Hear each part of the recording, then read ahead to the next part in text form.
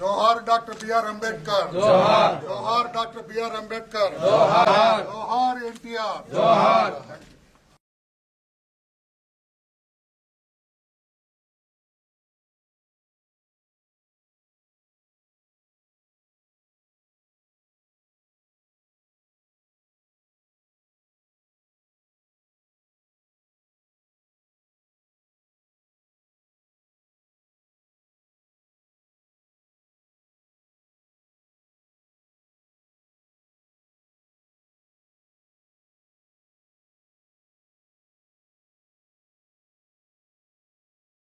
డెబ్బై 75 సంవత్సరాల క్రితం మన భారతదేశానికి రాజ్యాంగాన్ని అడాప్ట్ చేసుకున్న రోజు ఇది. మా రాజ్యాంగం.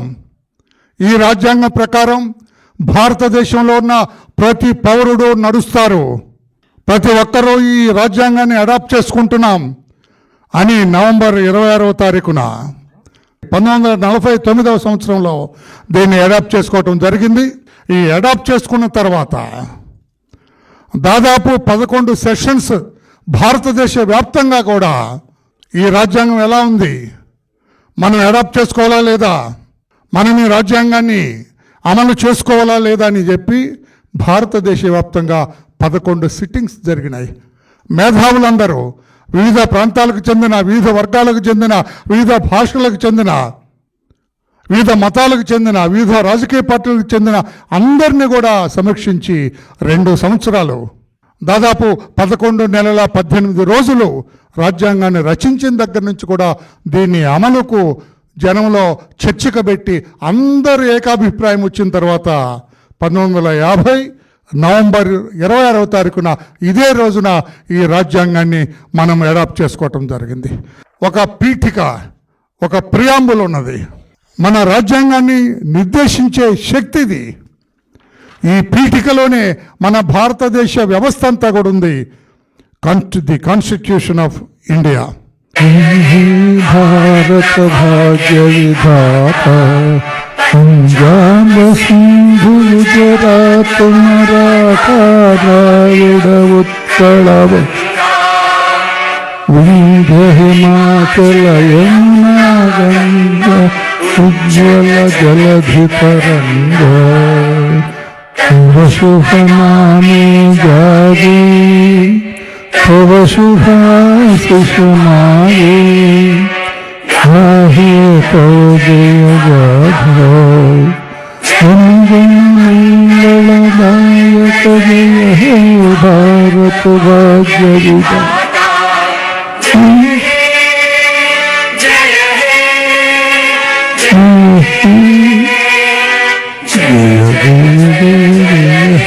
Thank you. అందరికీ నమస్కారం. Thank you.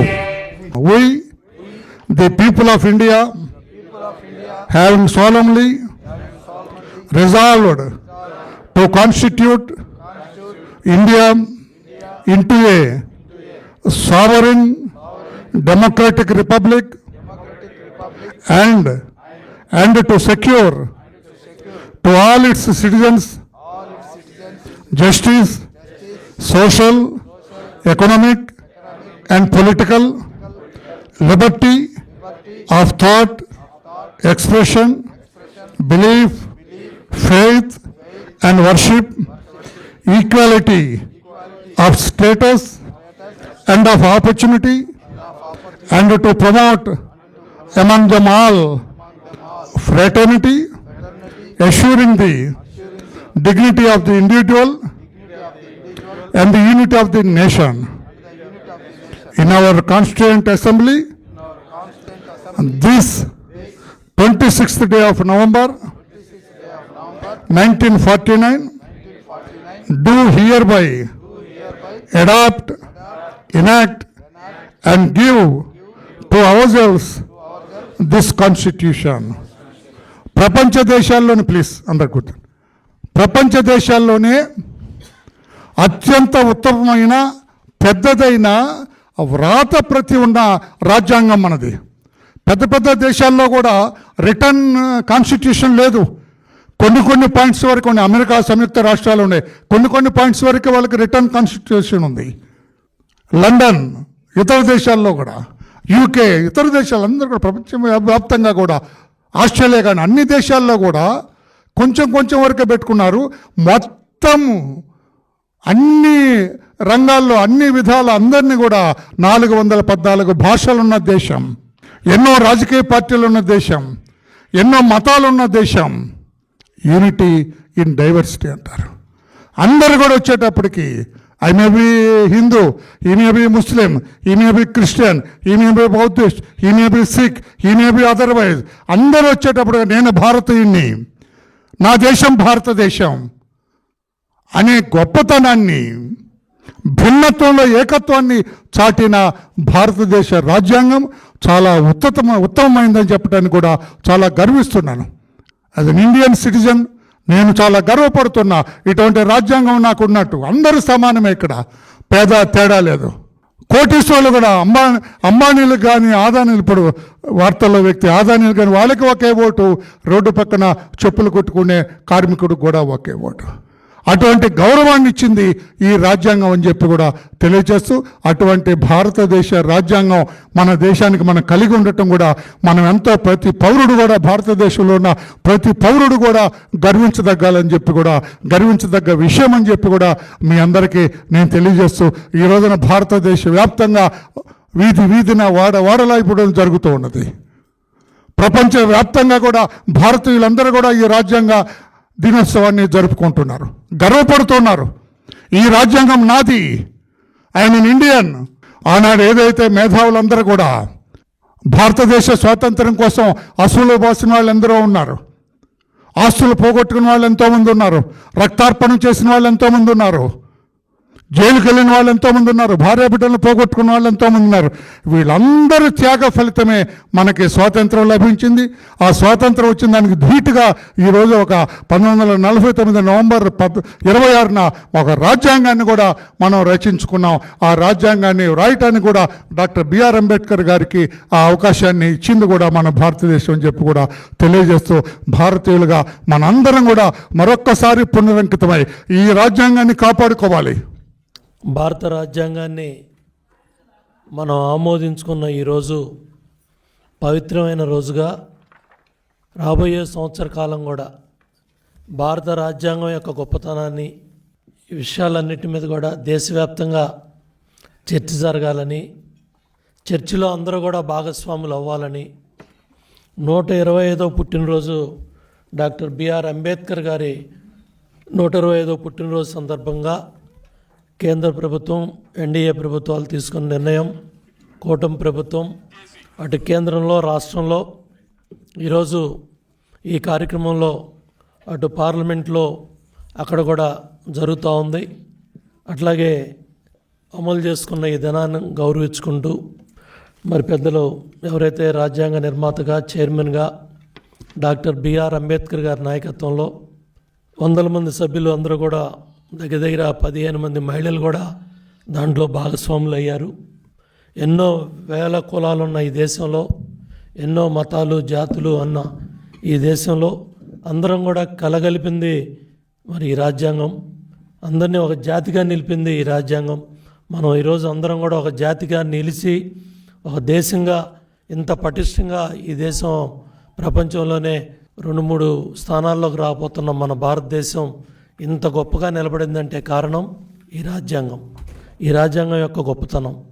మీది ఒక దేశం, మళ్ళీ మీరు మమ్మల్ని పరిపాలించుకుంటారా, మీకేం తెలుసు, మీకు రాజ్యాంగం ఉందా అనే చర్చ జరిగిన ఆ రోజుల్లో మన పెద్దవాళ్ళు, స్వతంత్ర సమరయోధులంతా కూడా 1-2 సార్లు రాజ్యాంగాన్ని రాసినప్పటికి కూడా దాని మీద ఇంకా చర్చ జరగాలనే లోతుగా ఆ రోజు స్వతంత్ర ఉద్యమంలో పాల్గొన్న పెద్దలందరూ కూడా కలిపి రాజ్యాంగ పరిషత్ అంతా కూడా నిర్ణయం తీసుకొని, బాబు రాజేంద్ర ప్రసాద్ గారు ఉన్నారు ఆ రోజు భారత రాష్ట్రపతిగా, మొట్టమొదటి భారత రాష్ట్రపతి అయిన డాక్టర్ బిఆర్ అంబేద్కర్ గారు, మరి మహానుభావుడు ఆయన ఎంతో కష్టపడి, ఎన్నో బాధలు పడి, స్వశక్తితో మన దేశ విదేశాల్లో చదువుకొని, ఆయన నాయకత్వంలో, ఆయన సారథ్యంలో ఈ రచన జరగాలని ఈ మహానుభావులు పెద్దలందరూ కూడా కలిసి ఈ రాజ్యాంగాన్ని రచించారు. దాన్ని రాజ్యాంగ పరిషత్ సభ్యులుగా ఆ రోజు మన రాష్ట్రం నుంచి కూడా నీలం సంజీవ్ రెడ్డి గారు, ఎన్జి రంగా గారు, మోటూరి, చాలామంది పెద్దలందరూ కూడా మన ఆ రోజు ఆ సభ్యులుగా పరిషత్తులో ఉన్నారు. అందరూ కలిసి తీసుకున్న నిర్ణయాలు మరి ఆ రోజు ఈ అమల్లోకి వచ్చిన రాజ్యాంగం జనవరి 26న మనం రిపబ్లిక్ డేగా జరుపుకుంటా ఉన్నాం. 1947 ఆగస్టు 15 మనకు స్వతంత్రం వచ్చినప్పటికి కూడా మన రాజ్యాంగాన్ని మనం రాసుకోవటానికి 2 సంవత్సరాల 11 నెలల 18 రోజులు సుమారు 10 దేశాల్లో ఉన్న రాజ్యాంగాలనే చూసి దాంట్లో ఉన్న మంచిని తీసుకున్నారు.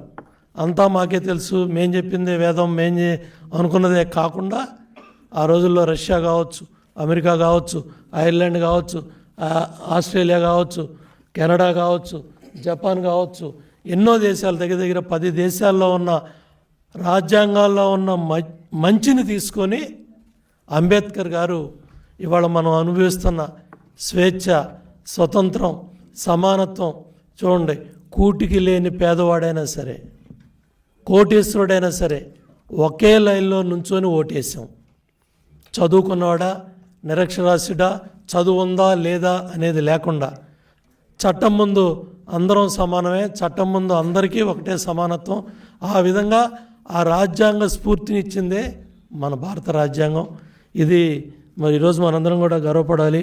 ఈనాడులో ఎంతో గొప్పగా ఇవాళ మరి ఈ 2 పేజీల్లో ఇవాళ మన కళ్ళకు కట్టినట్టుగా మాతృభాషలో చదువుకోవటానికి వీలుగా, ఎందుకంటే ఇందాక రామయ్య గారు ఇంగ్లీష్లో ఆ కాన్స్టిట్యూషన్ ఏదైతే ఉందో మనతో ప్రమాణం చేయించారు. మన భాష, మాతృభాష యొక్క గొప్పతనాన్ని, మాతృభాషలోనే చదువు ఏదైతే చిన్న వయసులో చదువుకునేవి కానివ్వండి, ఈ రాజ్యాంగం యొక్క గొప్పతనం, ఎన్నో సంక్షోభాలు, ఎన్నో యుద్ధాలు, ఎన్నో కుట్రలు, కుతంత్రాలు, అంతర్గత ఇది కానివ్వండి, ఎమర్జెన్సీ కానివ్వండి, ఎన్ని జరిగినా కూడా మనం నిలబెట్టిందే ఈ రాజ్యాంగం. ఇవాళ ప్రతి ఒక్క తెలుగువాడిని కూడా కోరుతా ఉన్నా, 2 రాష్ట్రాలు కావచ్చు, దేశం కావచ్చు, ప్రపంచం కావచ్చు, ఈరోజు ఈ దినపత్రికలో వచ్చిన భారత రాజ్యాంగం యొక్క గొప్పతనాన్ని, ఈ 75 ఏళ్ళలో ఆటుపోట్లన్నింటినీ కూడా అందరూ కూడా దీన్ని చదువుకుంటే జ్ఞానం వస్తుంది, తెలుస్తుంది. ఎందుకంటే మనం ఎక్కడున్నాం, ఎలా ఉన్నాం, ఎలా వెళ్ళబోతున్నాం, ఎలా జరగబోతుంది, ఎలా జరిగింది అన్నీ కూడా సవివరంగా 2 పేజీల్లో ఇవాళ మరి ఒక పూలగుత్తి గుచ్చినట్టు రాశారు. దయచేసి ప్రతి ఒక్కరూ కూడా చదవాలి. ఎందుకంటే 5 ఏళ్ళు ఒక నిరంకుశ రాక్షస పాలన మనం అనుభవించాం.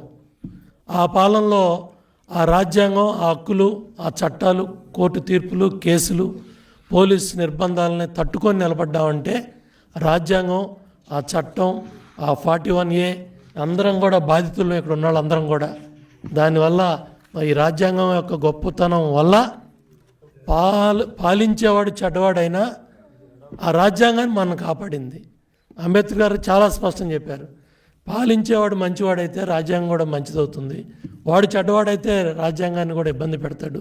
అదే 5 సంవత్సరాల దుష్పరిపాలన జగన్మోహన్ రెడ్డి పరిపాలనలో మనం అనుభవించాం. అందుకనే ఆ స్వేచ్ఛ, ఆ స్వతంత్రం, ఆ సమానత్వం, ఈ రాజ్యాంగాన్ని కాపాడుకోవాలని ఈ కూటమి ప్రభుత్వాన్ని 164 సీట్లతో ప్రజలు ఆశీర్వదించారు. దయచేసి రాజ్యాంగం యొక్క గొప్పతనం, స్వతంత్ర సమరయోధుల త్యాగాలు, అట్లాగే జాతిపిత నాయకత్వంలో మనం ఏ విధంగా ఇవన్నీ కూడా సాధించుకున్నామో, అంబేద్కర్ గారు మనకిచ్చిన ఈ స్వేచ్ఛ, స్వతంత్రం, సమానత్వం, ఈ రాజ్యాంగం, భారత రాజ్యాంగం, దీన్ని మనం భవిష్యత్ తరాలకు కూడా కాపాడాల్సిన బాధ్యత మనందరి మీద ఉంది. మనం కూడా ఆ స్ఫూర్తిని తీసుకుని ముందుకెళ్లాలని కోరుకుంటూ సెలవు తీసుకుంటాం. చాలా పవిత్రమైనటువంటిది, చట్టబద్ధమైనటువంటిది. మనకు అనేక పదాలు ఉన్నాయి డిక్షనరీలో, కొన్ని లక్షల పదాలు. కానీ అన్ని పదాల్లో అత్యుత్తమైనటువంటి పదం రాజ్యాంగం. రాజ్యాంగం అని పలికితేనే 2 చేతులతో నమస్కరించే సంస్కారం. రాజ్యాంగం అంటేనే చెయ్యెత్తి జై కొట్టేటటువంటి ఒక దేశభక్తి. ఇవి అక్షరాల యొక్క సంపుటి కాదు, నరాల్లో ఉన్నటువంటి జీవనాడి. ప్రజలందరినీ కుల మతాలతో అతీతంగా, పేదలు ధనికులు అనేటువంటి తేడా లేకుండా పౌరులందరినీ హక్కున చేర్చుకొని వాళ్ళని కంటికి రెప్పలా కాపాడగలిగేది రాజ్యాంగం మాత్రమే. ఈరోజు కానిస్టేబుల్ చెయ్యెత్తితే రాష్ట్రపతి నిలబడతాడు. కానిస్టేబుల్కున్న పవర్ ఏంటి? ఆ చెయ్యి వెనుకున్న రాజ్యాంగం. ఒకప్పుడు కానిస్టేబుల్ నిందించినటువంటి వ్యక్తే హోమ్ మినిస్టర్ అయితే కానిస్టేబుల్కి అతిపెద్ద ఉన్నటువంటి డీజీపీ నమస్కారం పెడతాడు. ఏంటి తేడా? ఒక్క నెల ఎలక్షన్లోనే తేడా కనబడింది. ఆ తేడానే రాజ్యాంగం. రాజ్యాంగం అంటే మనకొక్కటే ఈ దేశాన్ని ముందుకు నడిపించింది, జాతులను కలిపింది. రాజ్యాంగంలో ఉండేది ప్రజలకు హక్కులు ఇచ్చింది, వ్యవస్థలకు బాధ్యతలు ఇచ్చింది. వ్యవస్థలకు హక్కులు ఇవ్వలే, వ్యవస్థలకి బాధ్యతలు ఇచ్చింది, కానీ ప్రజలకు మాత్రమే హక్కులు ఇచ్చింది. ఇది అతి పవిత్రమైనటువంటి రాజ్యాంగం. దేశంలో ప్రపంచంలో చాలా దేశాలకు రాజ్యాంగాలు ఉన్నాయి, కానీ భారతదేశ రాజ్యాంగానికి ఉన్న విశిష్టత ఏంటంటే ఇక్కడ అనేక జాతులు, అనేక కులాలు, అనేక మతాలు, అనేక భాషలు, ఇందరిని కూడా ఒక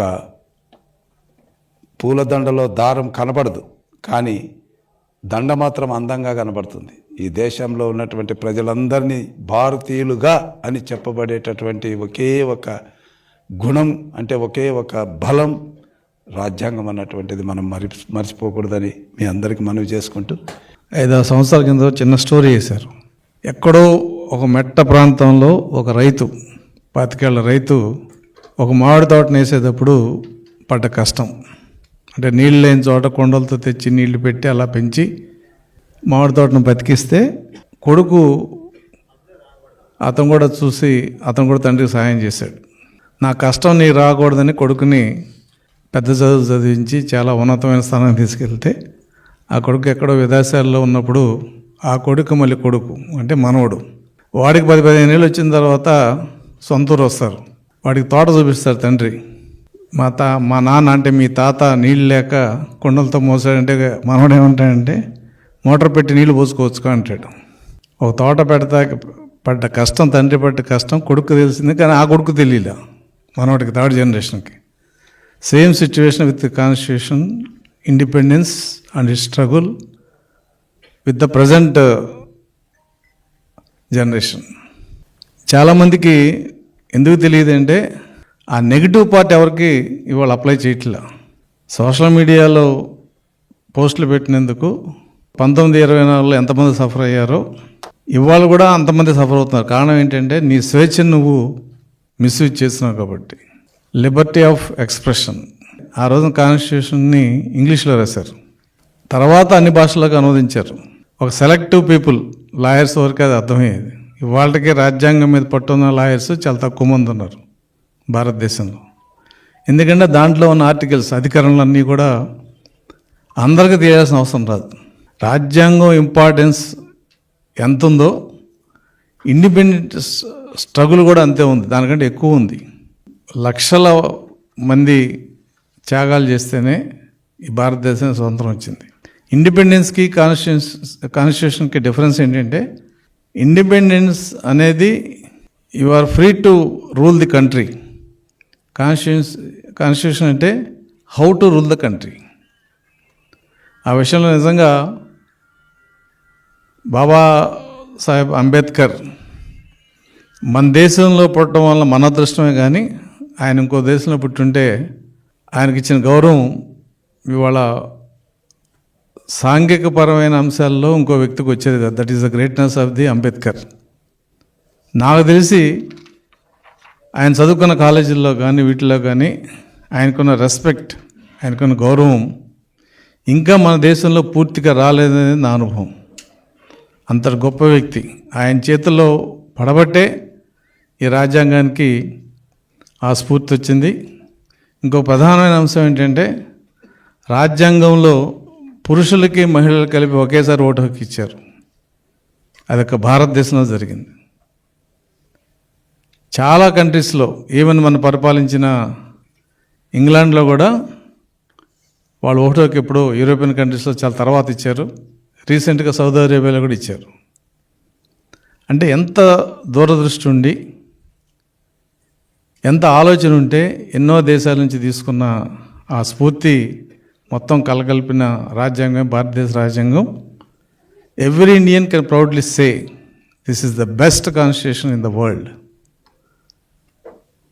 దాన్ని రాసిన తర్వాత అంబేద్కర్ ఒకటి చెప్పాడు, నేను ఎంత గొప్ప కాన్స్టిట్యూషన్ రాశాను గొప్ప కాదు, దీన్ని అమలు చేసే విధానం బట్టే కాన్స్టిట్యూషన్ గొప్పదనం ఉంటుంది తప్ప constitution it self cannot become great అని. అందుకనే భారతదేశం స్వతంత్రం వచ్చినప్పుడు మౌంట్ బాటన్ గాంధీని వీళ్ళందరినీ పిలిచి, mister Gandhi, your country is not ripe to get the independence, there is so much illiteracy.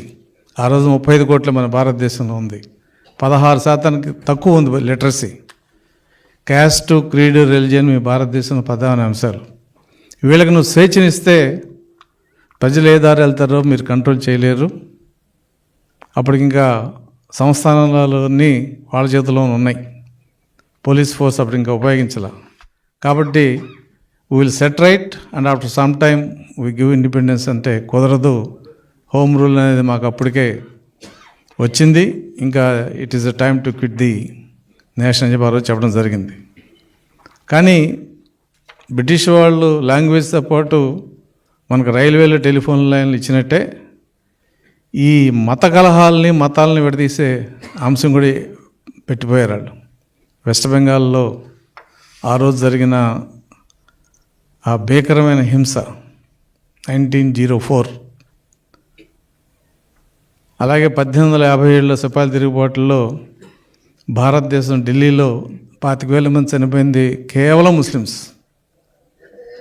Delhi roads అన్నీ ఎర్రగా అయినాయని చెప్పి ఆ రోజు జర్నలిస్టులు కూడా రాయటం జరిగింది. కాబట్టి ఎన్నో యుద్ధాలు, ఎన్నో త్యాగాలు, ఎన్నో కష్టాలు పడితేనే ఆ స్వాతంత్రం వచ్చింది. కానీ వీళ్ళందరినీ కల్పించేది 1500 ఐడెంటిఫైడ్ లాంగ్వేజెస్, రిలీజియన్స్, క్యాస్ట్, ఇన్నిటిని కూడా విభిన్నత్వంలో ఏకత్వం తీసుకురావడానికి ప్రధానమైన కారణం రాజ్యాంగం. సుప్రీంకోర్టు కూడా ఆ కేసులో చాలా స్పష్టంగా చెప్పింది, మీరు రాజ్యాంగంలో ఏం మార్చినా పర్లేదు, కానీ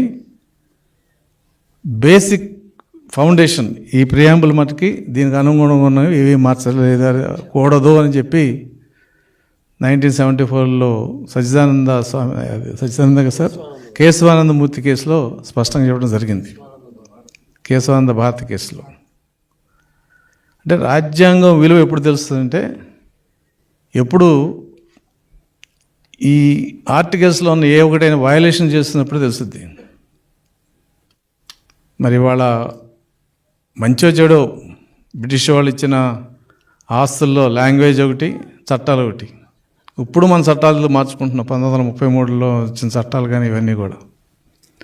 ఏదైనప్పటికీ కూడా రాజ్యాంగ పదవుల్లో ఉన్నవాళ్ళు, రాజ్యాంగాన్ని అమలు చేయగలిగిన వాళ్ళు ఈ భారతదేశంలో ఉన్న 3 సెక్టార్స్: ఎగ్జిక్యూటివ్, లెజిస్లేచర్, జ్యుడిషియరీ. ఇది అసలు ఆలోచిస్తేనే చాలా హ్యాపీగా ఉంటుంది.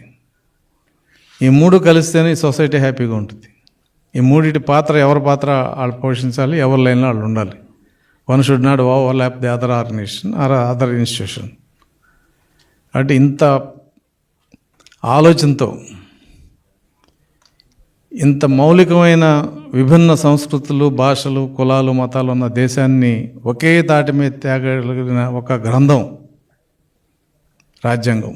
దాన్ని మరి గౌరవించవలసిన సమయం, అమలు చేయాల్సిన బాధ్యత, దాన్ని పరిరక్షించాల్సిన బాధ్యత కూడా సిటిజన్స్గా అందరి మీద ఉంది. స్వేచ్ఛ ఒకటే ముఖ్యం కాదు, బాధ్యత కూడా ముఖ్యం. మరి ఆ బాధ్యతను ఎరిగి ఈ స్వేచ్ఛని ముందు తరాలకు కూడా చరిత్రతో పాటు తీసుకెళ్లాల్సిన బాధ్యత తరాల మీద ఉందనేది నా అభిప్రాయం. మనందరికీ తెలుసు 1987లో స్వాతంత్రం వస్తే 49 వరకు రాజ్యాంగం రాస్తే 49లో ఇదే రోజున రాజ్యాంగం ఆమోదించబడింది. అమలు చేయటానికి మళ్ళీ ఇంకొక సంవత్సరం 1950 నుంచి అమలు చేయబడింది. భారత రాజ్యాంగం పెద్దలు చెప్పారు, ప్రపంచంలోనే అత్యంత ప్రజాస్వామిక పెద్ద రాజ్యాంగం ప్రపంచంలో ఎక్కడా కూడా లేదు. ఆ రోజు అంటరానితనాన్ని అనుభవించినటువంటి డాక్టర్ బిఆర్ అంబేద్కర్ గారు అదే దేశంలో తన సొంత దేశానికి రాజ్యాంగాన్ని అందించేటువంటి గొప్ప స్థాయికి వెళ్ళినటువంటి మహానుభావుడు.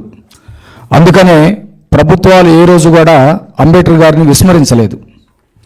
అంబేద్కర్ గారి 125వ జన్మదినం సందర్భంగా రాజ్యాంగ ఆమోద దినోత్సవ పండగలు దేశవ్యాప్తంగా చేయాలని చెప్పేసి ఒకనాడు నిర్ణయిస్తే, ఇంకొకనాడు అంబేద్కర్ గారి జన్మదినాన్ని పురస్కరించుకొని ప్రపంచ విజ్ఞాన దినోత్సవాన్ని ప్రకటించి అంబేద్కర్ గారిని ప్రపంచం మొత్తం కూడా గౌరవించింది.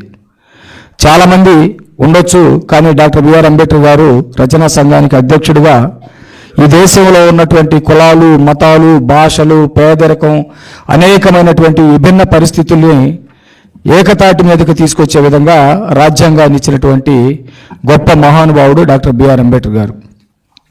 వాస్తవానికి ఈ దేశానికి రక్ష రాజ్యాంగం. రాజ్యాంగం లేకపోతే ఈ దేశం ఎప్పుడో విచ్ఛిన్నమైపోయేది, ఈ దేశం ఎప్పుడో విడిపోయేది, ఈ దేశంలో ఎప్పుడో మతకల్లోలు వచ్చాయి, ఈ దేశం దేశం కాకుండా పోయేది. ఈ దేశాన్ని కాపాడినటువంటి ఘనత కూడా ఈ రాజ్యాంగాందే. ఈ రాష్ట్రాన్ని కాపాడినటువంటి ఘనత కూడా ఈ రాజ్యాంగాందే.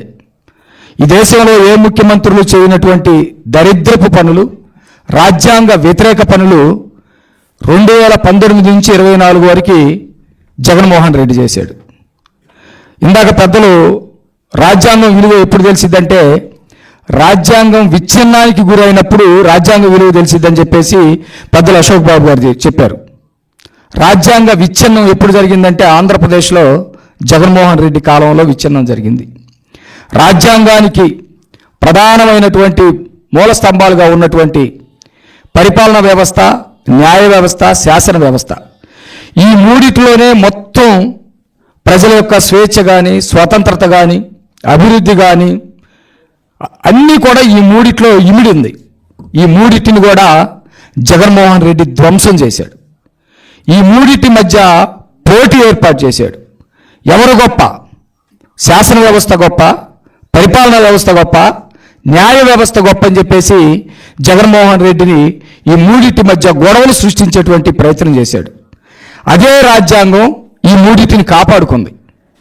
ఆ రాజ్యాంగాన్ని కాపాడుకోవటం కోసం ఆంధ్రప్రదేశ్లో ఉన్నటువంటి ప్రజలు 5 సంవత్సరాల తర్వాత ఓటు ద్వారా మళ్ళీ రాజ్యాంగాన్ని కాపాడుకునేటువంటి అవకాశం వచ్చింది. జగన్మోహన్ రెడ్డి ఆలోచనలకు అనుకూలంగా గనక వెళ్తే నిజంగానే రాజ్యాంగం విచ్ఛిన్నమయ్యేది, రాజ్యాంగం రక్షించబడేది కాదు. ఆయన ఏమన్నాడంటే, శాశ్వత ముఖ్యమంత్రిగా నేను ఉండాలని కోరుకున్నాడు. ఇది రాజ్యాంగానికి వ్యతిరేకం. ఒక పార్టీ పెట్టాడు, శాశ్వత అధ్యక్షుడిగా నేను ఉండాలని కోరుకున్నాడు. అది కూడా రాజ్యాంగానికి వ్యతిరేకం. నిజంగా ఈ రెండు గనక జరుగుంటే రాజ్యాంగ విచ్ఛిన్నానికి మూలాలు ఇక్కడ ఏర్పడాయి. కానీ అంబేద్కర్ గారు 5 సంవత్సరాల తర్వాత ప్రజలు రాజ్యాంగం ప్రకారం ప్రభుత్వాన్ని ఏర్పాటు చేసుకునే హక్కు ఇచ్చాడు కాబట్టి 5 సంవత్సరాల తర్వాత జగన్మోహన్ రెడ్డిని మళ్ళీ ఇంటికి పంపారు. అట్లా కాకపోతే శాశ్వత ముఖ్యమంత్రిగా ఉండేవాడేమో, లేకపోతే ఆ పార్టీకి శాశ్వత అధ్యక్షుడిగా ఉండేవాడేమో. ఒక రాజరిక వ్యవస్థని, బ్రిటిష్ కాలపు పరిపాలనని మళ్ళీ తీసుకొచ్చేటువంటి పరిస్థితి ఉండేదేమో. కాబట్టి భారతదేశానికి రక్షణ రాజ్యాంగం, భారతదేశంలో ఉన్న ప్రజలందరికీ రక్షణ ఈ రాజ్యాంగం. అంత గొప్ప రాజ్యాంగాన్ని అందించినటువంటి డాక్టర్ బిఆర్ అంబేద్కర్ గారికి నివాళులర్పిస్తూ భారత రాజ్యాంగం వర్ధిల్లాలని భారత ప్రభుత్వం ఈరోజు 75 సంవత్సరాలు అవుతున్నటువంటి సందర్భంగా ప్రధానమంత్రి మోడీ గారు కానీ, ఆంధ్రప్రదేశ్లో ఉన్నటువంటి ముఖ్యమంత్రి చంద్రబాబు నాయుడు గారు కానీ ఈ రాజ్యాంగం యొక్క ఉద్దేశాలు ప్రతి గ్రామంలోకి వెళ్ళాలని, ప్రతి మనస్సుల్లోకి వెళ్ళాలని చెప్పేసి చేస్తున్నటువంటి ప్రయత్నాలన్నీ కూడా విజయవంతం కావాలని చెప్పేసి కోరుకుంటూ నాకు ఈ అవకాశం ఇచ్చిన పెద్దలందరికీ నమస్సులతో ముగిస్తా ఉన్నాను. రాజ్యాంగం ఆమోదించబడినటువంటి రోజు. ఈ సందర్భంగా అధ్యక్షత వహిస్తున్నటువంటి పెద్దలు వరలరామయ్య గారు, వేదిక మీద ఉన్నటువంటి పెద్దలందరికీ నమస్కారం.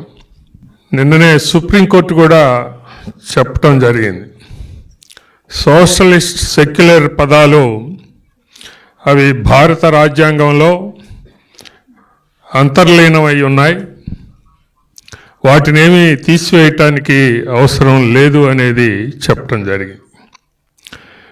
అంటే రాజ్యాంగం యొక్క మౌలికమైనటువంటి అర్థం, ఆ స్వరూపమే స్వేచ్ఛ, సమానత్వం, సౌభ్రాతృత్వం, లిబర్టీ, ఈక్వాలిటీ, ఫ్రెటర్నిటీ. ఈ సూత్రాల మీద నిర్మాణం చేయబడింది అనేది మనందరికీ తెలుసు. నిజానికి భారతదేశం వేల సంవత్సరాలుగా ఒకే పరిపాలనా వ్యవస్థగా లేదు అనేది చరిత్ర చెబుతూ ఉన్నటువంటి వాస్తవం. ఎప్పుడో బాగా ఎక్కువ భాగం ఏదన్నా 2000 సంవత్సరాల క్రితం మౌర్యుల కాలంలోనో లేకపోతే ఆ తర్వాత మొఘళ్ళ కాలంలోనో జరిగిందేమో తప్ప ఈ రోజున ఉన్నటువంటి ఈ మొత్తం ఏక పరిపాలన, మొత్తం భారతదేశం మొత్తానికి ఒకే పాలనా వ్యవస్థ ఏర్పాటు చేయటము అనేది భారత రాజ్యాంగం అమల్లోకి వచ్చినటువంటి రోజు నుంచే జరుగుతుంది తప్ప మరొకటి కాదు. ఆ రోజున జాతీయోద్యమ నాయకులు ఈ భారత జాతి, ఈ జాతి మొత్తాన్ని ఏకత్రాటి మీద నడపాలి అనేటటువంటి ఉద్దేశంతో ఆ జాతీయోద్యమాన్ని కూడా నడిపారు. అదే స్ఫూర్తితోటి రాజ్యాంగ రచన కూడా గావించబడింది అనేది మనందరం కూడా గుర్తుంచుకోవాల్సినటువంటి అంశం. మోస్ట్ కాంప్లికేటెడ్ సొసైటీ మంది.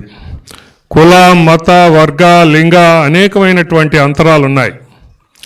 ఈ అంతరాలు లేనటువంటి ఒక మంచి సమాజాన్ని నిర్మాణం చేయాలి అనేటటువంటిది బాబాసాహెబ్ అంబేద్కర్ యొక్క ఆలోచన, ఆశయం. ఆనాటి జాతీయోద్యమ నాయకుల యొక్క అందరి ఆశయం కూడా అదే. ఆ రోజున నాయకుల్లో ఎంతటి మరి ఆ యొక్క అడ్డుగోడలున్నా లేకపోతే ఎవరెవరి అభిప్రాయాలు ఎలా ఉన్నా, అంతరాలు ఉన్నా కూడా ఆ రోజున రాజ్యాంగ రచనా ప్రక్రియని అంబేద్కర్కి అప్పచెప్పటం అనేటటువంటిదే అది ఒక గొప్ప మలుపు ఈ భారత జాతి మొత్తం కూడా ఏకత్రాటి పరిపాలనలోకి రావటం అనేటటువంటి అంశం. ఆ రకంగా ముందుకు పోతా ఉన్నాం. 75 సంవత్సరాలుగా ఈ దేశంలో రాజ్యాంగం అమల్లోకి జరుగుతూ ఉన్నది.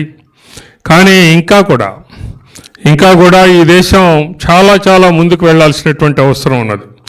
రాజ్యాంగం యొక్క స్ఫూర్తిని తీసుకొని రాజ్యాంగంలో చెప్పబడినటువంటి అన్నీ కూడా అందరికీ అందుబాటులోకి వస్తున్నాయా లేదా అనేటటువంటిది ఎప్పటికప్పుడు మనం ఆలోచన చేసుకొని మరి వ్యవస్థని దానికి అనుగుణంగా దిద్దుకుంటూ ముందుకు పోవాల్సినటువంటి అవసరం ఈ దేశంలో పౌరుడిగా ప్రతి ఒక్కరి యొక్క బాధ్యత.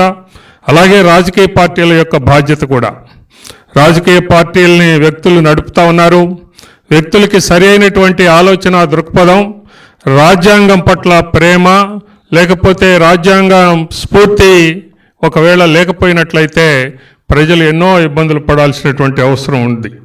గత 5 ఏళ్లలో మనం చూసినటువంటిది అదే. మరి అంతటి మూర్ఖత్వం ఓ ప్రక్కన, అంతటి మరి అమేయమైనటువంటి రాజ్యాంగం ఒక పక్కన కనపడతా ఉంటే నేను ఏమైనా సరే దానికి అతీతుణ్ణి అనేటటువంటి దృష్టితోటి పాలకుడు గనక పనిచేస్తే ప్రజలు ఏ రకంగా ఇబ్బంది పడతారు అనేటటువంటిది గత 5 సంవత్సరాల్లో మనం చూశాం.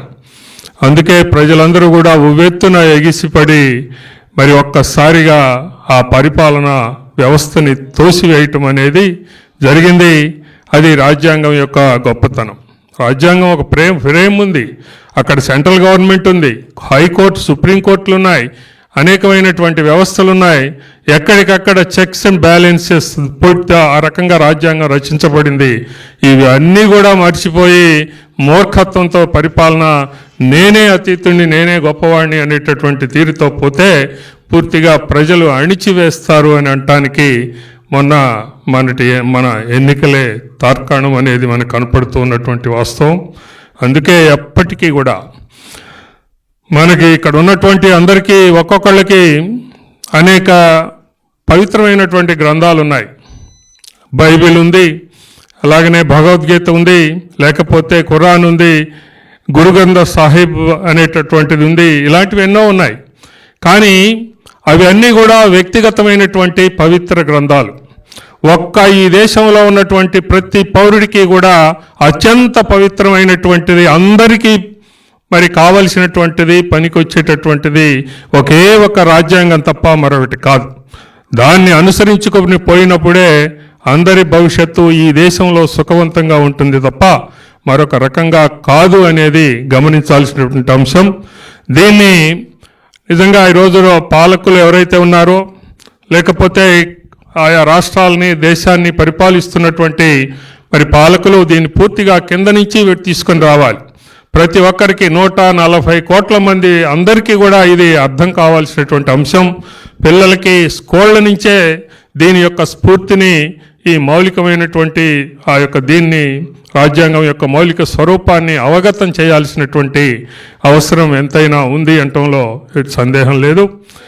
నేను కనుక గమనిస్తే మనం ఎన్టీ రామారావు గారు ఎప్పుడైతే ఈ ఆంధ్ర రాష్ట్రంలో తెలుగుదేశం పార్టీని స్థాపించి పాలనలోకి వచ్చారో ఆ రోజు నుంచి భారత రాజ్యాంగం, అంబేద్కర్ రచించబడిన రాజ్యాంగం ఆ యొక్క స్ఫూర్తిని గైకొని ఈ యొక్క తెలుగుదేశం పార్టీ పరిపాలనలోనే మరి రాజ్యాంగం కరెక్ట్గా అమలు జరుగుతుంది తప్ప మరొక రకంగా మనం చూడలేం. ఎక్కడికక్కడ చాలా మరి ఇతర రాష్ట్రాల్లో కానీ ఇతర మరి వ్యవహారాల్లో కానీ మనకి రాజ్యాంగం దాన్ని భ్రష్టు పట్టించేటటువంటి కార్యక్రమాలు మనం చూస్తూ ఉన్నాం.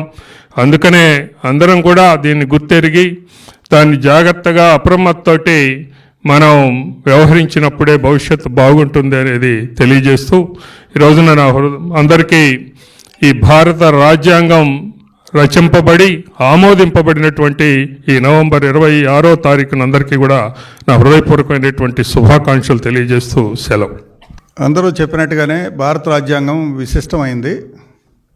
భారత రాజ్యాంగాన్ని సింహభాగం అంబేద్కర్ గారు రేయింబవళ్ళు కష్టపడి ఒక మంచి రాజ్యాంగాన్ని ఈ జాతికి అందించారు. ఇంతకుముందే మన పెద్దలు చెప్పినట్టు ఈ దేశాన్ని మౌర్యుల కాలంలో కానీ మొఘలుల కాలంలో కానీ ఈ దేశం అంతా ఒకటిగా లేదు. ఈవెన్ మౌర్యుల కాలంలో కంచి నుంచి కింద భాగం వాళ్ళ చేతుల్లో లేదు. ఈవెన్ మౌర్యులు కూడా పాండిచ్చేరి వరకు ఆ కింద ఉండే కేరళ, తమిళనాడు భాగాలు ఇవన్నీ కూడా వాళ్ళ కంట్రోల్లో లేవు. ఈరోజు మొత్తం ఒకటిగా ఉన్నది ఈ రాజ్యాంగం. పువ్వుల్లో దారంలాగా మొత్తం ఈ దేశాన్ని కట్టిపెట్టింది. ప్రపంచంలో ఏ దేశానికి లేని ఒక ప్రత్యేకమైన పరిస్థితి భారతదేశానికి ఉంది. అన్ని దేశాలలో మతాలు, జాతులు, భాషాపరమైన విభేదాలు ఇవన్నీ ఉన్నాయి. కానీ ఏ దేశంలో కూడా ప్రపంచంలో ఈరోజు 195 దేశాలు ఉన్నాయి. ఐక్యరాజ్య సమితిలో 193 దేశాలు నమోదై ఉన్నాయి. నమోదు కానీ 2 టోటల్ కలిపితే 195 దేశాలు ఉన్నాయి. 195 దేశాల్లో ఒక భారతదేశంలో తప్ప ఇంకా ఏ దేశంలో కులం అనేది లేదు. కులాలు, మతాలు, ప్రాంతాలు, భాషలు, ఇన్ని రకాల భిన్నత్వం ప్రపంచంలో ఏ దేశంలో లేని విశిష్టత మన దేశానికి ఉంది. ఇప్పుడు పక్కన చైనా ఉందనుకోండి. చైనా 80% ఒకే క్లాన్, ఒకే భాష. అందువల్ల మనకి ఆ పరిస్థితి లేదు. లేని ఈ దేశాన్ని ఒకటిగా కట్టిపెట్టింది అంబేద్కర్ గారు రాసిన రాజ్యాంగము. ఈ దేశం ఇంటిగ్రిటీ ఉందంటే, సమగ్రత ఉందంటే దానికి ఈరోజు అంబేద్కర్ గారి యొక్క కృషి.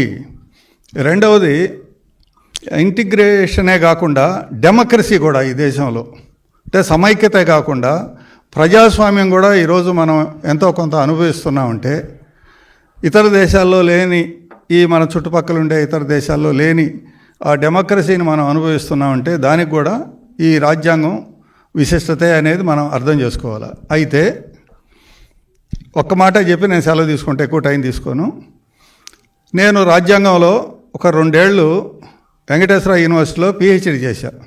నా topic Indian constitution in theory on practice, అంటే gap between theory and practice. ఏంటి దాని యొక్క రచనకి ఆచరణకి మధ్య ఉండే తేడా ఏంటి అనే దాని మీద ఒక 2 ఏళ్ళు పిహెచ్డి చేసి తర్వాత దాన్ని వదిలేసి తర్వాత నేను ప్రజా జీవితంలోకి, రాజకీయాల్లోకి వెళ్ళిపోయా. దాంట్లో అర్థమైంది ఏంటంటే చాలామంది రాజ్యాంగ పండితులు it's like a rubber, it will twist according to the weight. దాన్నే మన అంబేద్కర్ గారు ఆయనే స్వయంగా చెప్పాడు, ఈ పాలకుడు మంచివాడు అయితే మంచి ఫలితాలు ఇస్తుంది, పాలకుడు మంచివాడు కాకపోతే రాంగ్ ఫలితాలు ఇస్తుంది అని. అంటే ప్రజల యొక్క చైతన్యాన్ని బట్టి ఆ రాజ్యాంగం ఫలితాలు ఇస్తుంది. పాలకుడు అనేది ఒక పార్ట్. పాలకుడు కూడా ఎప్పుడు మంచి పాలకుడు వస్తాడు? ప్రజల్లో సరైన చైతన్యం ఉన్నప్పుడు సరైన పాలకుడు వస్తాడు. ప్రజల్లో సరైన చైతన్యం లేదనుకో రాంగ్ పాలకుడు వస్తాడు. ఒక బందిపోటుగాడు వచ్చి కొన్ని అబద్ధాలు ప్రచారం చేసి చంద్రబాబు నాయుడుకి వ్యతిరేకంగా బందిపోటు అధికారానికి వచ్చినప్పుడు అధికారానికి వచ్చే అవకాశం కూడా ఉంది. అంటే ప్రజల్లో చైతన్యం లేనప్పుడు కులతత్వం రెచ్చగొట్టి, ప్రాంతీయతత్వం రెచ్చగొట్టి, మతతత్వం రెచ్చగొట్టి ఒక బందిపోటు ఇలాంటి ఏవో కొన్ని సెంటిమెంట్లు, కోడికత్తి లేకపోతే గులకర ఇట్లాంటి రకరకాల సెంటిమెంట్లు, ఇలాంటి చిన్నాయన్ని చంపేసుకొని ఆ సెంటిమెంటు, ఇలాంటి వాళ్ళ ఆయన ఏదో చేశాడన్నట్టు ఓ భ్రమలు గొలిపించి ఒక సెంటిమెంటు, ఇలాంటి బైబిల్ చూపించి ఒక మాయ, ఇట్లా మాయతో అబద్ధాలతో ఈ రకరకాల గలీజు పనులతో అధికారంకి వచ్చిన బందిపోటు 5 ఏళ్లలో ఏం చేశాడో మనందరం చూసాం. అంటే ప్రజల్లో సరైన చైతన్యం కానీ కల్పించకపోతే రాజ్యాంగం పనిచేయదు. కాబట్టి ఇప్పుడు ఈరోజు మనం అంబేద్కర్ని గౌరవించడం అంటే మనం ఈరోజు చేయాల్సిన పని ఏంది? ప్రజల్లో ఇంకా కుల మత ప్రాంతీయ విద్వేషాలు, ఈరోజు సెంటిమెంట్లు ఎక్కువై కొంత స్వార్థపర రాజకీయ నాయకులు రెచ్చగొడితే వాళ్ళ బుట్టలో పడిపోయి వాళ్ళకి తగులుకొని, వాళ్ళ ఉచ్చుల్లో తగులుకొని మన భవిష్యత్తుని, మన రాష్ట్ర భవిష్యత్తుని నాశనం చేసుకుంటున్నాము. మన దక్షిణాది రాష్ట్రాలన్నిటికన్నా ఎక్కువ వనరులు ఉన్నది, ఎక్కువ బ్రెయిన్ పవర్ ఉన్నది తెలుగు వాళ్ళకి.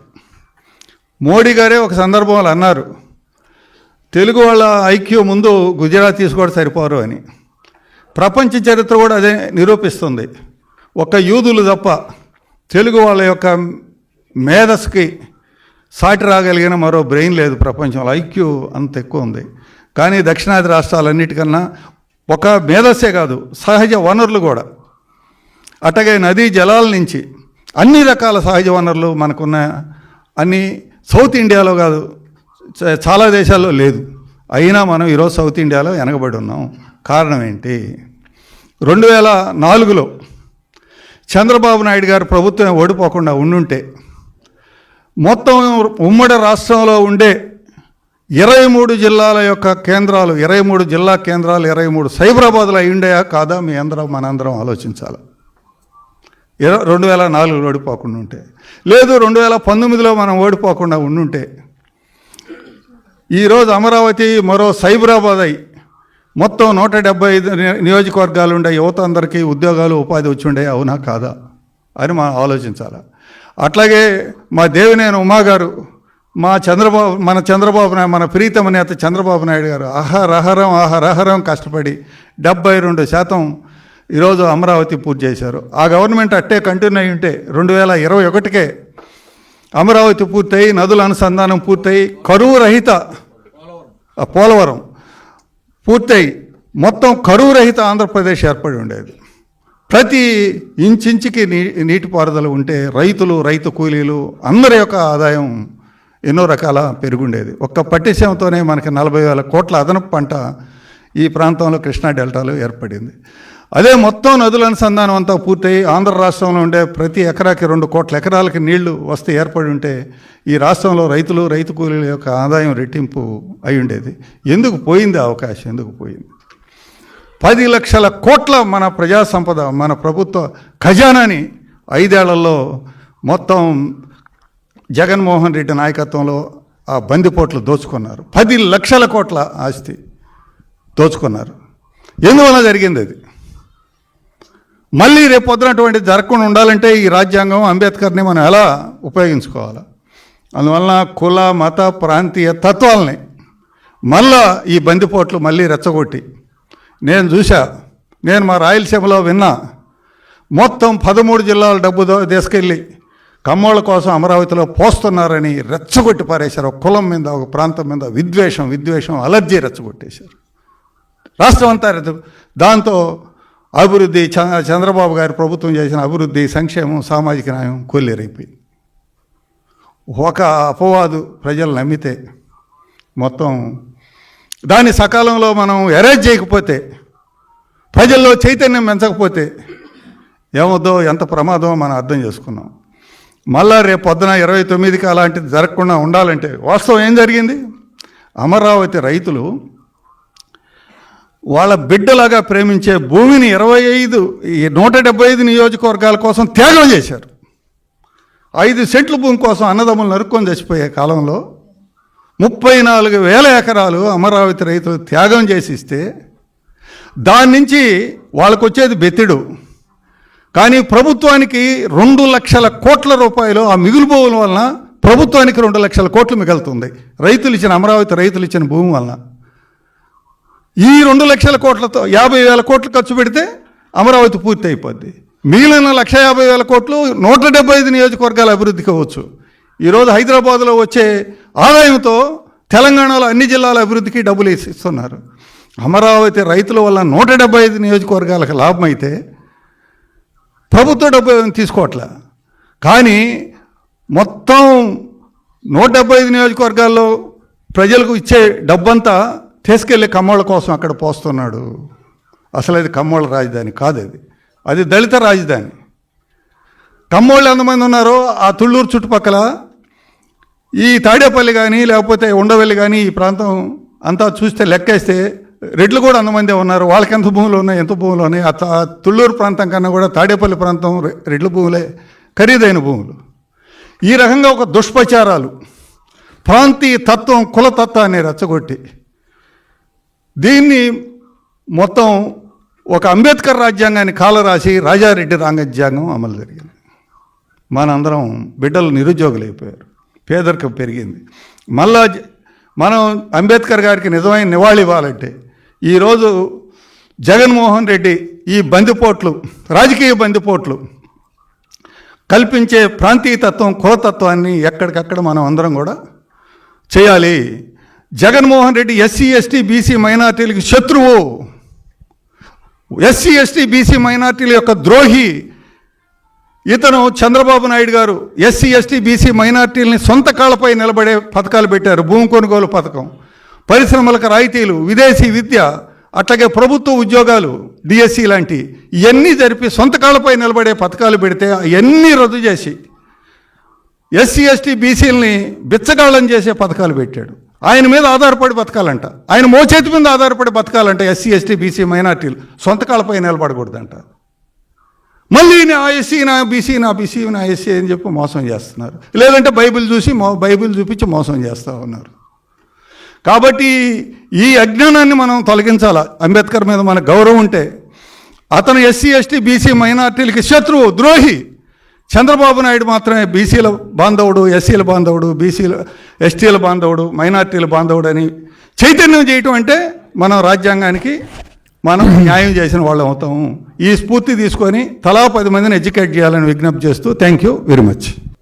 రాజ్యాంగం అన్నిటికంటే మించి భారతదేశంలో ప్రతి వ్యక్తికి ఇచ్చింది ఏం తెలుసా? ఒక మేజర్ థింగ్, స్వేచ్ఛ. బ్రిటిష్ వాళ్ళ పదఘటన నుంచి వాళ్ళ కాళ్ళ కింద నలిగిపోయిన భారతదేశంలోని ప్రజలకి రాజ్యాంగం ఇచ్చింది స్వేచ్ఛ. నువ్వు ఎవరినన్నా మాట్లాడు, ఏమన్నా క్రిటిసైజ్ చేయి, దాన్ని దుర్వినియోగపరచడం ఉన్నారు, వాళ్ళ గురించి మాట్లాడుకుందాం. స్వేచ్ఛ, ఈ స్వేచ్ఛ భారతదేశంలోని ప్రతి ఒక్కరికి ఇచ్చింది. ఏముంది సార్ స్వేచ్ఛ? ప్రతి ఒక్కరికి ఉంటుంది కదంటే కానే కాదు. ఈరోజు కూడా అమెరికాలో ఇష్టం వచ్చేట మాట్లాడితే లోపల వస్తారు. మన భారతదేశంలో మనం అనుభవిస్తున్నంత స్వేచ్ఛ ఏ దేశంలో ఎవరికి లేదు. నేను చాలా దేశాలు తిరిగాను కాబట్టి చెప్తున్నాను, ఏ దేశంలో ఇంత స్వేచ్ఛ ఎవరికి ఉండదు. ఆర్టికల్ 19 ప్రకారం భారతదేశంలో వాక్ స్వాతంత్రం, నీ ఇష్టం వచ్చని మాట్లాడచ్చు. ఇష్టం వచ్చని మాట్లాడి నాన్న గమనం చేసిన వాళ్ళు గత 5 సంవత్సరాలు ఉన్నారు. అట్లాంటి యథాలు ప్రతి ఒక్కడు ఉంటారు, వాళ్ళని పక్కన పెడితే వాక్ స్వాతంత్రం. సో నాకు ప్రభుత్వం చేసే పలానా పని నచ్చకపోతే నేను ధైర్యంగా చెప్పొచ్చు, అది రాజ్యాంగ ప్రకారం మనకిచ్చిన హక్కు. అందరం రేషన్ షాప్ పోయి ఉంటాం, రేషన్ ఒకవేళ వాళ్ళు ఇవ్వకపోతే ఏమయ్యా నాకు ఎందుకు రేషన్ లేదు అని గట్టిగా కొడతాం. అది రాజ్యాంగంలో ఉంది. రైట్ టు ఫుడ్, ఆహారం నా జన్మ హక్కు, నేను ఈ భారతదేశంలో పుట్టాను కాబట్టి నాకు హక్కు, అది ఇచ్చింది రాజ్యాంగం. Right to education, A government స్కూల్లోనే ధైర్యంగా పోయి నేను జాయిన్ అవుతా అని చెప్పి జాయిన్ కావచ్చు. అంటే మనకు తెలియకుండానే రాజ్యాంగం మన యొక్క దాని దైనందిన జీవితంలో పూర్తిగా అల్లుకుపోయింది. మనం దాన్ని గమనించంగానే రాజ్యాంగం మనకిచ్చిన కొన్ని వందల మన సౌలభ్యాల్లో మనం చాలా సాఫీగా జీవించడానికి రాజ్యాంగం మనకు హక్కులు కల్పిస్తోంది. 1940లో దాన్ని ఎవరో చెప్పారు, కకావికలుగా ఉంది మన దేశం. కొన్ని వందల భాషలు, కొన్ని వందల, ఇప్పుడు మారి దాని కర్ణాటక, ఆంధ్ర, తెలంగాణ ఇన్ని రాష్ట్రాలు లేవు, ఎట్టంటే అట్టునింది. వీటన్నిటినీ ఒక క్రమరీతిలో చేయడానికి 299 మందితో ఒక రాజ్యాంగ పరిషత్తు పెట్టారు. దాంట్లో 18 మంది ఆంధ్ర వాళ్ళు ఉన్నారు. మన దాని ప్రాంతానికి చెందిన ఎన్జి రంగా గారు ఉన్నారు, మచిలీపట్నానికి చెందిన న్యాయపతి సుబ్బారావు గారు ఉన్నారు. ఇప్పుడు మన పార్టీ ఎమ్మెల్యే దాన్ని బొబ్బిలి రాజు వాళ్ళ ఇక తాతగారు ఉన్నారు, రంగారావు గారు, నీలం సంజీవుడి గారు ఉన్నారు, దాన్ని ప్రకాశం పంతులు గారు ఉన్నారు, కళా వెంకట్రావు మన పార్టీ ఎమ్మెల్యే వాళ్ళ తాతగారు ఉన్నారు, ఆయన పేరు కూడా కళా వెంకట్రావే ఉన్నారు. ఇట్లా దాదాపు 18 మంది ఉన్నారు. ఇట్లా ప్రతి ప్రాంతం నుంచి, ప్రతి భాష నుంచి, ప్రతి ప్రాంతం నుంచి తీసుకొని 299 మందితో ఒక రాజ్యాంగ పరిషత్ ఏర్పాటు చేశారు. ఏం చేయాలి, ఎలా చేయాలి అని 3 సంవత్సరాల పాటు చేశారు. ఈ 3 సంవత్సరాల్లో బిఎన్ రావు, దాని బెనగల్ నరసింగరావు అనే ఒక కర్ణాటకకు చెందిన వ్యక్తిని ఈ రాజ్యాంగం డ్రాఫ్ట్, రాజ్యాంగ ద ఫస్ట్ కాపీని తయారు చేయడానికి అమెరికా, ఐర్లాండ్, యూరోప్ అన్నిటికీ పంపించారు. బెనగల్ నరసింగరావు గారు 1150 పేజీలతో ఒక రాజ్యాంగ డ్రాఫ్ట్ తయారు చేశారు. ఈ 299లో 21 కమిటీలు వేశారు. దాంట్లో ఒక కమిటీ ఈ డ్రాఫ్ట్ని పూర్తి స్థాయి రాజ్యాంగంగా తయారు చేయడానికి పెట్టింది అంబేద్కర్ గారి నాయకత్వంలో ఉన్న రాజ్యాంగ కమిటీ. వాళ్ళు దాన్ని 1166 పేజీల నుంచి 543 పేజీలకు కావాలా దాన్ని లాక్కొచ్చారు. ఇది రాజ్యాంగ సభ ఆమోదం పొందింది ఈ రోజు 50 ఏళ్ల క్రితం. సో ఆ రోజు నుంచి మీరందరూ ఓట్లు వేసుంటారు, ఆడవాళ్ళందరూ ఓట్లు వేసుంటారు. ఈజీగా ఓట్లు వేయడం వాళ్ళు వస్తారు, ఓట్లు వేస్తాను. కానీ ప్రపంచంలో ఆడవాళ్ళకు ఓటు హక్కు అంత ఈజీగా రాలేదు. కొన్ని సంవత్సరాలు, కొన్ని దశాబ్దాలు, 30, 40, 70 ఏళ్ళ పాటు కష్టపడితే కానీ అమెరికాలో ఓటు హక్కు రాలేదు. అమెరికా మనకంటే చాలా అందరూ వినుంటాం, మన అబ్బాయిలందరూ అమ్మాయిలందరూ పోయి ఉంటారు. కానీ ఓటు హక్కు వాళ్ళకి 100 సంవత్సరాల తర్వాత 1900 మనకు స్వాతంత్రం వచ్చే ఒక 12 ఏళ్ళ ముందు వచ్చింది వాళ్ళకి, అక్కడ ఉండే మహిళలకి. అమెరికాలో ఉండే నల్ల జాతీయులకి మనకు 1940 ఏళ్ళ స్వాతంత్రం వస్తే అమెరికాలో ఉండే నల్ల జాతీయులకి 1969లో కానీ ఓటు హక్కు రాలేదు. ఏమంటే వాళ్ళ రంగు బట్టి. సో భారతదేశంలో రంగు, రుచి, వాసన ఏమీ లేకుండా ప్రతి ఒక్కరికి రాజ్యాంగం ఓటు హక్కు కల్పించింది. సో మనకు చాలా ఈజీగా వచ్చేసిన కూడా ఒకసారి మన రాజ్యాంగం యొక్క ఇంపార్టెన్స్, దాని యొక్క ప్రాముఖ్యం మనకు తెలియదు. స్వాతంత్రం వచ్చినప్పటి నుంచి మనకు అన్నీ ఉన్నాయి, అన్నీ దాదాపు మనకు అదేమంటారు ఒకరు చెప్పడం సులభంగా వచ్చేసింది. కాబట్టి మనకు రాజ్యాంగం యొక్క ప్రాముఖ్యతనే అర్థం కావట్లేదు. సో పూర్తిగా చూస్తే రాజ్యాంగం లేదే మనం లేము. సో ఈ రాజ్యాంగాన్ని ఎలా సంరక్షించుకోవాలి అంటే, ఇందాక అశోక్ బాబు చెప్పినట్టు గత 5 సంవత్సరాల్లో ఈ స్వేచ్ఛ, ఇందాక మనకు వచ్చింది మేజర్ థింగ్ స్వేచ్ఛ అని. కానీ ఆ స్వేచ్ఛను దుర్వినియోగం కూడా వచ్చాం. అట్లా అయితే బూతులు తిట్టాం, ఇష్టం వచ్చిన వాళ్ళు తిట్టాం, అందుకే ఇప్పుడు అందరూ జైల్లో ఉన్నారు. సో ప్రతిదానికి ఒక పరిమితి ఉంటుంది, ప్రతిదానికి ఒక సమాజం ఉంటుంది. ఆ సమాజంలో ఎలా బతకాలి అన్న దాని మీదే ఉండాలి. నా ఇష్టం అయితే నేను ఎవరినంటే వాళ్ళు తిట్టాను అంటే ఇవాళ ఇక్కడే దాన్ని తాడేపల్లి ఇంట్లో కూర్చోన్నాడు. సో ప్రతిదాన్ని మనం రాజ్యాంగ పరిధిలో ఆలోచించి రాజ్యాంగంలో ఎంతవరకు పొందుపరుచుందో ఆ స్వేచ్ఛ అంతా వాడుకుందాం. అంతేకాని దాన్ని దుర్వినియోగ పరిస్తే ఈరోజు ఆయన బతికే అందరికీ వస్తుంది. సో ఈ రాజ్యాంగం అనేది మనం ఆ రోజుతో ఆపలేదు, మనం దాన్ని మార్చుకుంటూ వచ్చాం. ఎప్పుడెప్పుడు 143 సార్లు ఇప్పటిదాకా దాన్ని మారుస్తూ వచ్చాం. లేదు ఆ రోజు పెట్టింది కరెక్టే, ఈ కాలక్రమేణా ఈ పరిస్థితుల్లో కొంత మార్పులు కావాలి అని చెప్పి 143 సార్లు మార్చాం. బహుశా ఇంకొన్ని సార్లు కూడా మారుస్తాం.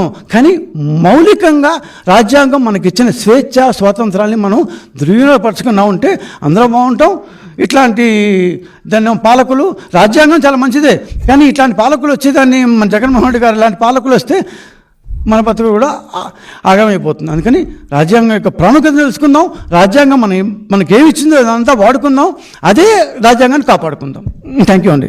మహానుభావుడు అంబేద్కర్ గారు మనం చూసాం గత 5 సంవత్సరాలు ఏ విధమైనటువంటి పరిపాలన. పెద్దలు చెప్పినట్లుగా ఒక దుర్మార్గుడు, గజదొంగ నీ ప్రజలు ఓట్ల ద్వారా ఎన్నుకున్నప్పుడు ఇలాంటి దుర్మార్గాలు జరుగుతాయని చెప్పేసే అంబేద్కర్ గారు దూరదృష్టితోటి ఆలోచించి రాజ్యాంగాన్ని మన కోసం ఇచ్చారు. అందుకే మనందరం కూడా రాజ్యాంగాన్ని కాపాడుకోవాలంటే మనం ఓటు వేసేటప్పుడు ఎవరికి ఓటు వేస్తున్నాం అనేది ఒక ఆలోచన చేసి రాజ్యాంగాన్ని కాపాడగలిగే శక్తి ఉన్న వాళ్ళకే ఓట్లు వేయాలి. లేనప్పుడు ఒక అరాచకుడు ఈ రాష్ట్రాన్ని పరిపాలిస్తే 5 సంవత్సరాల్లో చూశారు కదా. దళిత మహిళలు డాక్టర్ సుధాకర్ ఆయన చేసిన నేరం ఏంటి? కరోనా సమయంలో నేను బ్రతకాలంటే, అదేవిధంగా పేషెంట్ను బ్రతికించాలంటే నాకు సరైనటువంటి మాస్క్ కావాలని చెప్పి అడిగిన నేరానికి ఆయన్ని చూడండి, 2 రెక్కలు విరిచి ఒక దళితుణ్ణి నడి రోడ్డు మీద పోలీసులతో కొట్టించి అతన్ని మరణానికి కారణమయ్యాడంటే అలాంటి వారికి ఓటు వేస్తే ఇలాంటి పరిస్థితులు వస్తాయని చెప్పేసి రాకుండా ఉండే విధంగా రాజ్యాంగాన్ని మనకు ఆ మహానుభావుడు నిజంగా మన భారతదేశంలో ఉన్నటువంటి ప్రజలందరినీ దృష్టిలో పెట్టుకొని ఆ పవిత్రమైనటువంటి రాజ్యాంగాన్ని కాపాడుకోవాల్సిన బాధ్యత మనందరి మీద ఉన్నది. కాబట్టి చంద్రబాబు నాయుడు గారు, అదేవిధంగా ఎన్టీ రామారావు గారు, వారు తెలుగుదేశం పార్టీని స్థాపించింది అంబేద్కర్ గారి యొక్క రాజ్యాంగాన్ని దృష్టిలో పెట్టుకొని స్థాపించారు. పేదవాళ్ళకి తినటానికి తిండి, కట్టుకోవటానికి బట్ట, ఉండటానికి ఇల్లు, అదేవిధంగా నిరుద్యోగులకు ఉద్యోగాలు, అన్ని వర్గాలకు కూడా న్యాయం చేయాలని చెప్పేసి తెలుగుదేశం పార్టీ వారి బాటలోనే చంద్రబాబు నాయుడు గారు చూశారు కదా. ఆయన ఈ వయసులో కూడా ఈ రాష్ట్రం గురించి, మన ప్రజల గురించి, మన కోసం ఆలోచిస్తున్నారు. విడిపోయిన రాష్ట్రాన్ని మరల ఏ విధంగా నేను ప్రజలకి ఇవ్వాలని చెప్పేసి రైతుల దగ్గర పోయి 34,000 ఎకరాలు ఇస్తే ఆ రైతుల మీద ఎలాంటి దుష్ప్రచారం చేశారో మీ అందరికి కూడా తెలిసిన విషయమే. అందుకే ప్రజలారా ఆలోచించండి, భారత రాజ్యాంగాన్ని కాపాడుకుందాం. ఆ రాజ్యాంగంలో ఉన్నటువంటి మనందరం అమలయ్యే విధంగా ప్రతి ఒక్కరికి కూడా తెలుసుకొని మన బిడ్డల భవిష్యత్తు కోసం అందరం బాగా పనిచేసి ఎవరైతే పాలకులు మన కోసం ఆలోచిస్తారో అటువంటి పాలకులైనటువంటి చంద్రబాబు నాయుడు గారు, పవన్ కళ్యాణ్ గారు, అదేవిధంగా లోకేష్ గారు, ఈ వేదికైన పెద్దలందరూ కూడా ప్రజల కోసం ఆలోచించేవాళ్ళు. అందుకోసమే ఈ రోజున ఈ మంచి కార్యక్రమంలో నాకు మాట్లాడే అవకాశం కల్పించిన పెద్దలందరికీ మనస్ఫూర్తిగా ధన్యవాదాలు తెలియజేస్తూ సెలవు తీసుకుంటాను. మరి అంబేద్కర్ గారు రచించినటువంటి రాజ్యాంగం ఈ భారతదేశ ప్రజలకు ఇచ్చినటువంటి ఒక వరం అని చెప్పి నేను మనవి చేస్తూ ఉన్నాను. మరి దాన్ని తూచా తప్పకుండా అమలు చేసే గొప్ప వ్యక్తి మహానుభావుడు మన ప్రీతమ నేత నారా చంద్రబాబు నాయుడు గారు అని చెప్పి నేను తెలియజేస్తూ ఉన్నాను. ఎందుకంటే ఈ రాష్ట్రంలో సుమారు కొప్పల కులస్తులు 25 లక్షల నుంచి 30 లక్షల వరకు జనాభా ఉన్నారు. మరి బీసీడీ కమ్యూనిటీని ఐడెంటిఫై చేసి మరి అంబేద్కర్ గారు రిజర్వేషన్ ఇచ్చారు కాబట్టే ఈ రాష్ట్రంలో బీసీడీ మరి క్యాస్ట్లో మమ్మల్ని చేర్చడం వల్ల మరి చాలా రకాలుగా అన్ని రంగాల్లో కూడా కొంతమేరకు ఓసీ కంట బెటర్గా మేము ఉద్యోగాల్లో కానివ్వండి, చదువుల్లో కానివ్వండి మరి మేము దాన్ని తీసుకున్నాం. అది నిజంగా చెప్పాలంటే మరి అంబేద్కర్ గారు పుణ్యం అని చెప్పి మనవి చేస్తూ ఉన్నాను. నేను రాజ్యాంగానికి విఘాతం కలిగించి రాజ్యాంగాన్ని తూట్లు పొడిచినటువంటి జగన్మోహన్ రెడ్డి గారి ద్రోహి అని చెప్పి నేను చెప్పక తప్పదు. కారణం ఏమిటంటే జగన్మోహన్ రెడ్డి సాక్షాత్తు పెద్దలందరూ చాలా విషయాలు చెప్పారు. జగన్మోహన్ రెడ్డి సాక్షాత్తు ఎస్సీ ఎస్టీ వాళ్ళ మీదే అట్రాసిటీ యాక్ట్ పెట్టినటువంటి గనుడు జగన్మోహన్ రెడ్డి గారు. అట్లాంటి వ్యక్తి మరి యనమల రామకృష్ణుడు గారు ఒక మ్యారేజ్కి వెళ్తే అక్కడ కూడా ఆయన మీద ఎస్సీ అట్రాసిటీ యాక్ట్ పెట్టారంటే రాజ్యాంగాన్ని విఘాతం కలిగించి రాజ్యాంగాన్ని తూట్లు పొడినటువంటి జగన్మోహన్ రెడ్డి గారి లాంటి వ్యక్తులు ఈ దేశంలో ఉండకూడదని చెప్పి తెలియజేస్తూ మహానుభావుడు మన ప్రీతమ నేత చంద్రబాబు నాయుడు గారు రాజ్యాంగాన్ని తూచి అమలు చేస్తారు. ఖచ్చితంగా బడుగు బలహీన వర్గాలు, వెనుకబడిన వర్గాలకి అనేక అవకాశాలు కల్పిస్తూ ఉన్నందుకు వారికి ప్రత్యేక ధన్యవాదాలు తెలియజేసుకుంటూ సెలవు తీసుకుంటానండి. నమస్కారం.